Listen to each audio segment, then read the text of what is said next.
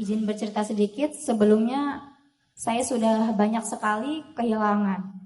Entah kehilangan barang atau bahkan kehilangan orang-orang yang saya cintai. Tapi sejujurnya Pak Ustadz, yang paling saya takutkan adalah kehilangan kedua orang tua saya. Namun alhamdulillahnya mereka masih sehat walafiat. Tapi saya selalu takut, bahkan sangat takut dan sama sekali merasa belum siap jika kedua orang tua saya pergi meninggalkan saya. Bahkan saat mereka demam atau sedikit sakit, saya selalu memikirkan, bahkan bisa menangis, memikirkan bagaimana jika mereka pergi meninggalkan saya.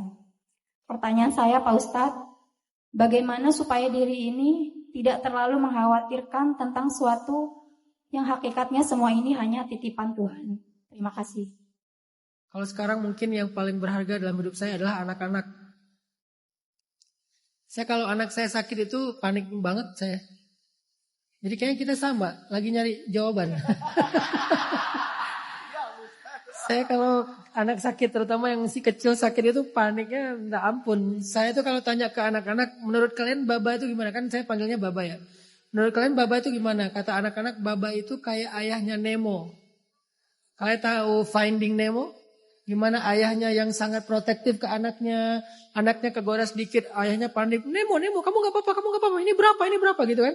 Atau ayahnya Moana. Yang Moana gak boleh kemana-mana, gak boleh jauh-jauh main di air. Takutnya nanti dia, karena trauma dengan kejadian di masa lalunya ayahnya Moana kan. Kebayang gak ayah Nemo kehilangan Nemo, dicari sampai ke Australia ketemu sama Dory. Saking paniknya. Saya itu ke anak-anak tuh kayak ayah Nemo banget. Jadi saya kalau anak-anak sakit tuh lebih panik daripada istri saya. Tapi gak ngasih solusi, panik doang. Solusi sih, karena saya orang yang lebih ke arah kayak semuanya harus direncanakan. Kalau istri saya lebih ke let it flow, enjoy. Kalau saya, ini harusnya gimana, ini nanti gimana, semuanya udah disiapin. Pokoknya ada apa-apa udah di prepare lah gitu. Tapi tetap rasa takut kehilangan itu seringkali jadi kayak menghantui gitu kan. Jadi overthinking, malamnya kepikiran. Apalagi pas anak saya sakit tuh, pikiran malamnya tuh kemana-mana gitu. Akhirnya gak pengen kemana-mana, jadi pengen nemenin aja. Jadi takut apa, kejadian apa. Apakah ini karena trauma masa lalu? Kalau menurut saya sih bukan trauma.